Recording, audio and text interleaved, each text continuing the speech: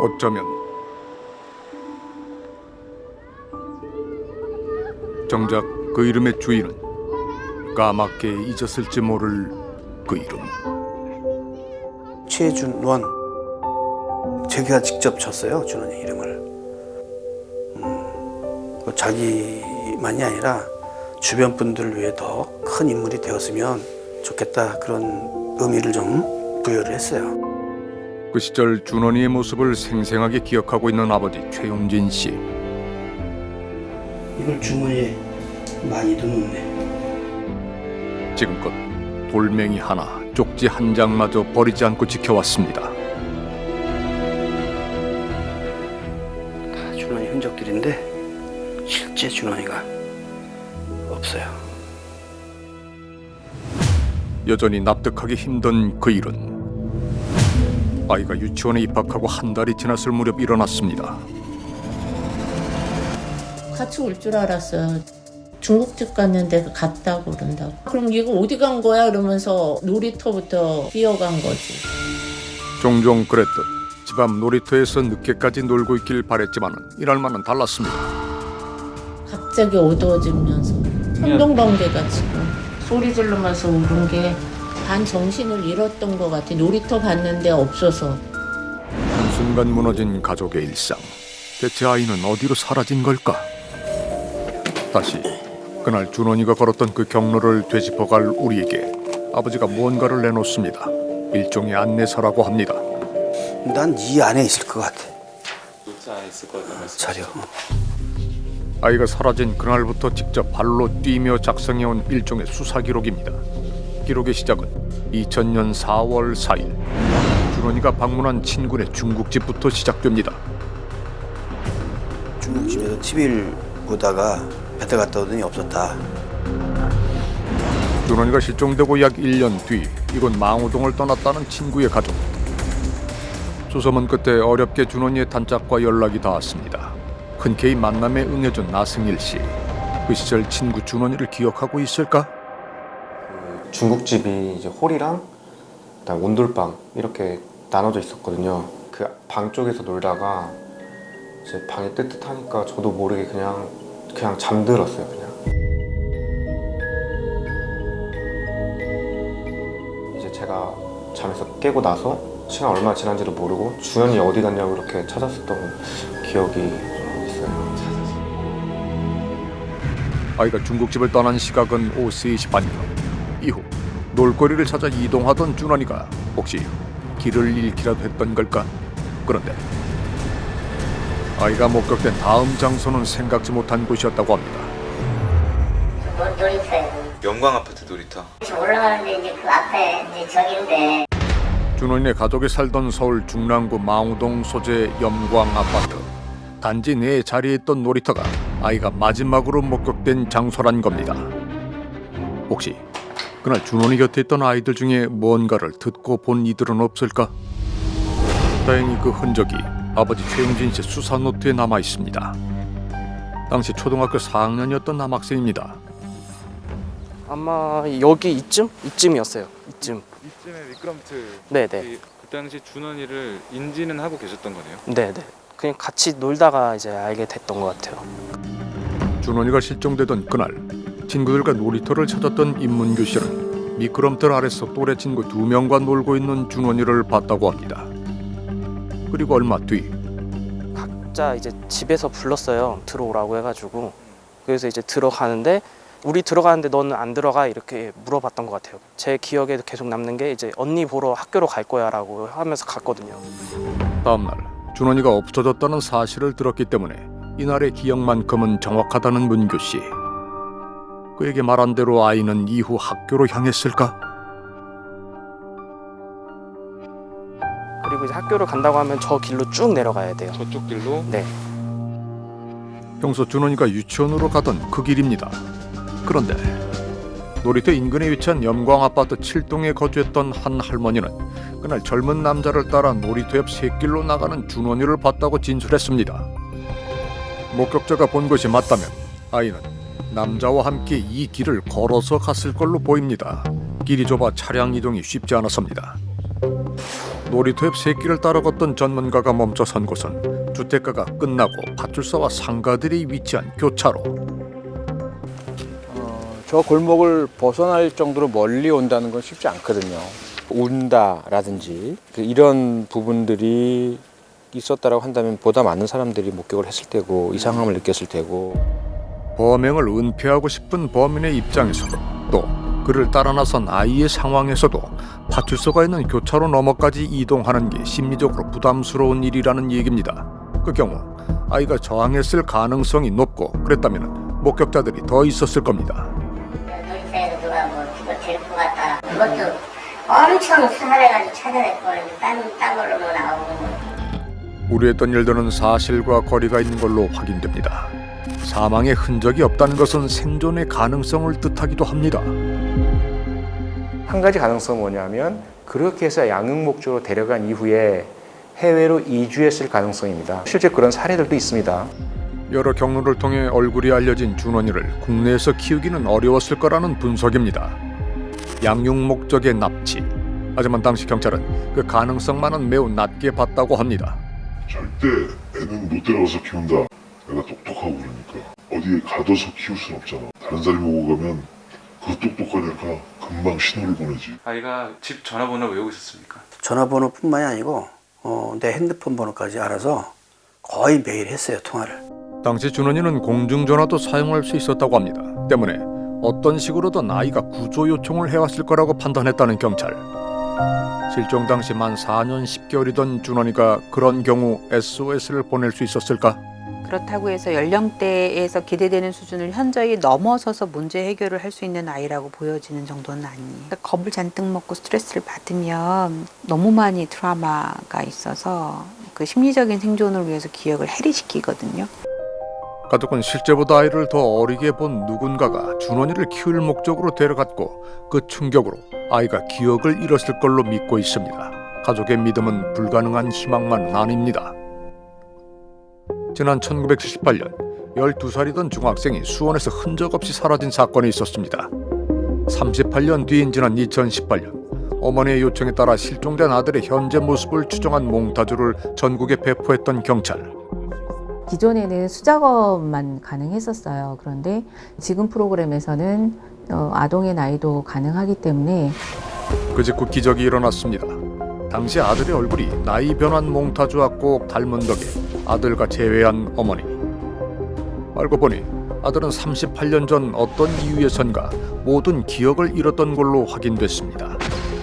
때론 드라마보다 더 드라마 같은 것이 현실이기도 합니다. 그 기적은 아주 적은 가능성일지라도 결코 포기하지 않는 믿음에서 비롯되곤 합니다. 재회의 기적을 가능케 한 나이 변환 몽타주. 얼굴형이 갸름한 얼굴에 특징적으로 볼 수 있는 거는 코가 오똑하면서도 콧 날개가 약간 아래쪽으로 처져 있는 게 굉장히 인상적입니다. 최신화된 나이 변환 기술인 스타일 트랜스퍼를 활용해 추정한 준원 양의 현재 모습입니다.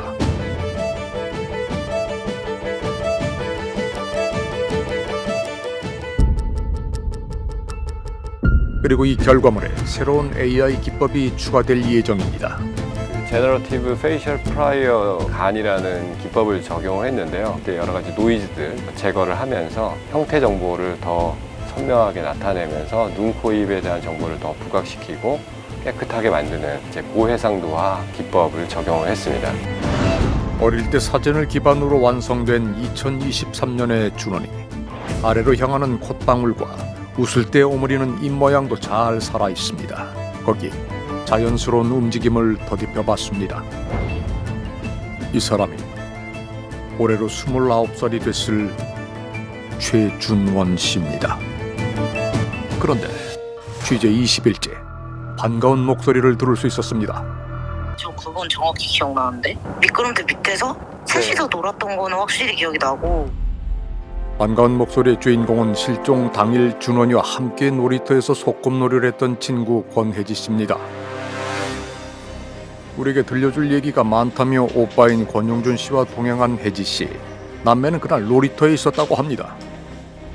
셋이 나오고 여기서 안녕 이러고 집이 여기니까 일로 걸어갔고 걔 뒷모습은 보지 못했죠. 이게 4월 4일 날 얘기예요. 확실히 기억은 나는 건 일단은 헤어지는 시간에 빛이 그 약간 노을 지는 딱 그 시간이에요.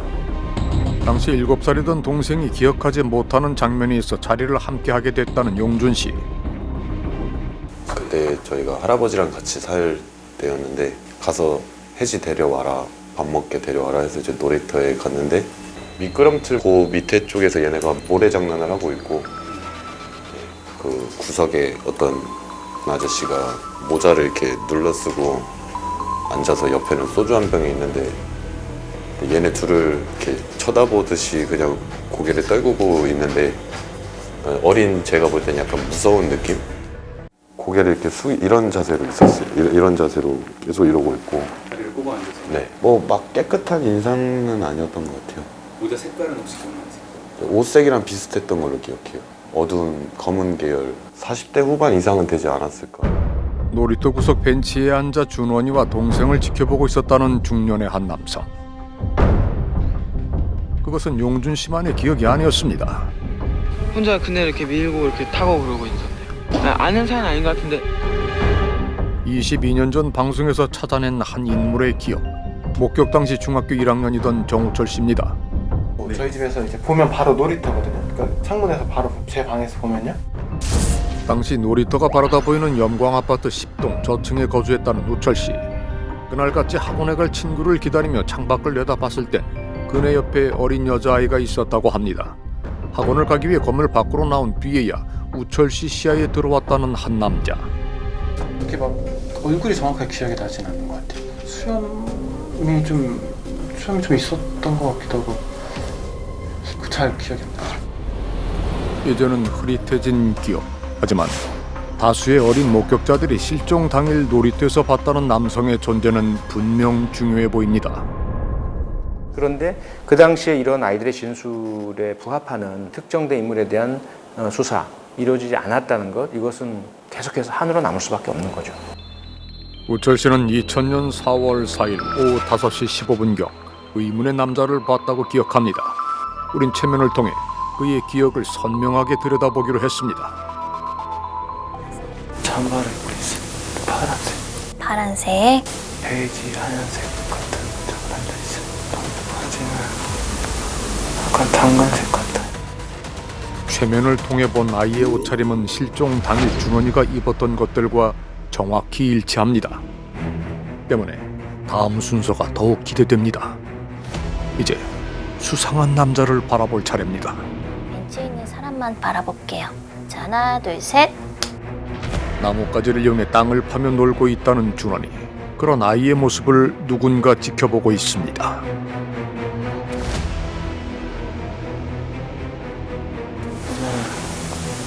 군밤 모자 같은 거. 이렇게 목까지 내릴 수 있는 모자예요. 이만한 거에 눈썹 짙어요. 쌍꺼풀 없어요. 눈 되게 무섭게 생겼어요. 최면 속에서 다시 마주한 남자는 40대 후반 정도이며 노동일에 종사하는 듯한 옷차림을 하고 있습니다. 그런데 입이 조금 더러워요. 입 주변이 더러워요? 수영은 없어요. 그냥 그 연탄 재같이 이렇게 입 주변이 다 수염이 좀 있었던 것 같기도 하고. 최면전 수염인 줄 알고 있던 그것은 남자의 입가에 묻어있던 검댕으로 확인됩니다. 많이는 없어요. 그냥 조금 있어요? 네. 얼굴이 좀 부어 있는 것 같아요. 얼굴 맞았는지 눈 밑에 딱쟁이가 있어요. 그날 누군가와 다툼이 있었던 걸까? 그리고 그 장소에서 검댕이 묻었을까?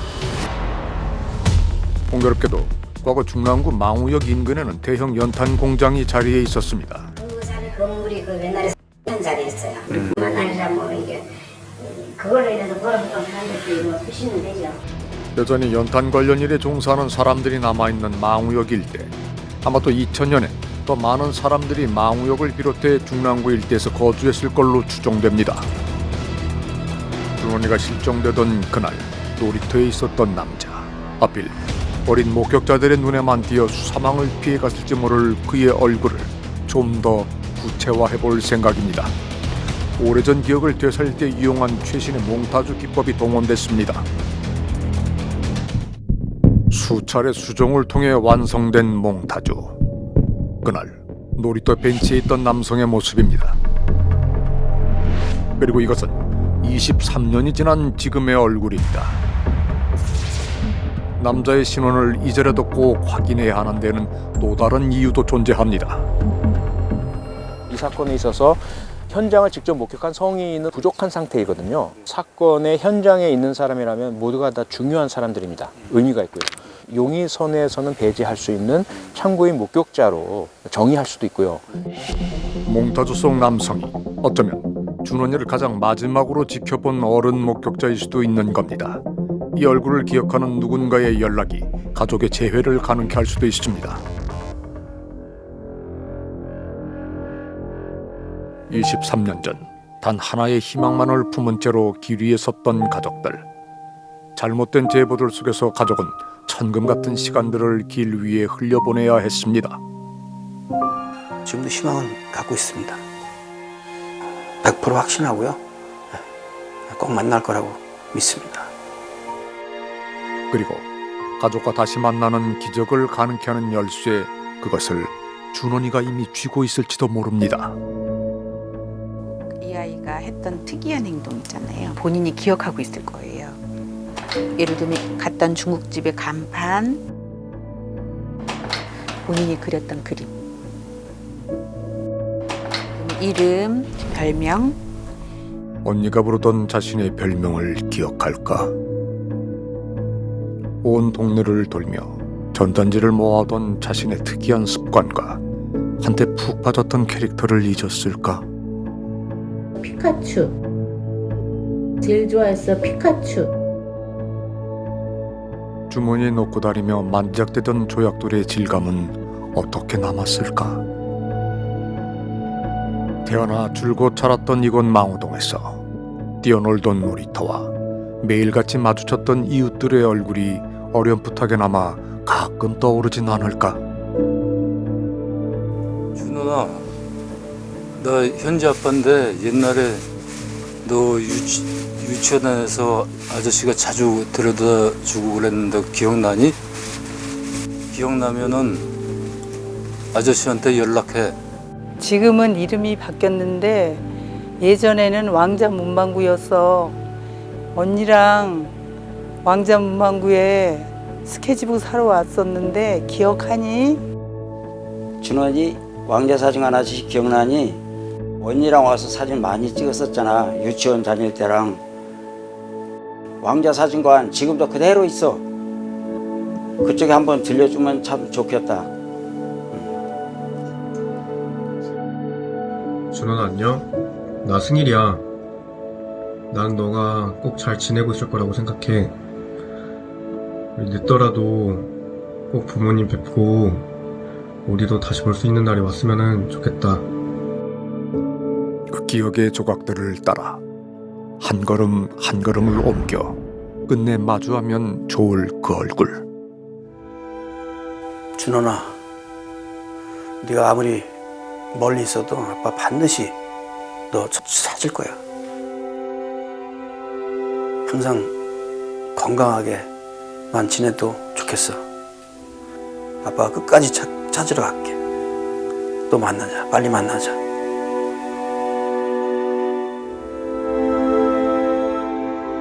사람들을 포용하는 큰 사람이 되라며 아버지가 지어준 이름. 최준원이란 그 이름 석자가 이제라도 불현듯 떠오를 수는 없을까?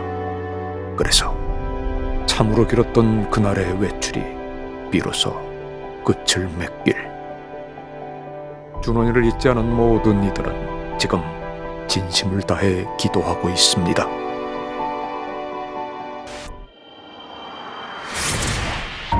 그것을 알고 싶다에서는 2022년 5월 22일 새벽 부산 서면의 한 오피스텔에서 발생한 이른바 부산 서면 돌려차기 사건의 가해자 이모 씨에 대해 잘 알고 계신 분들의 연락을 기다립니다.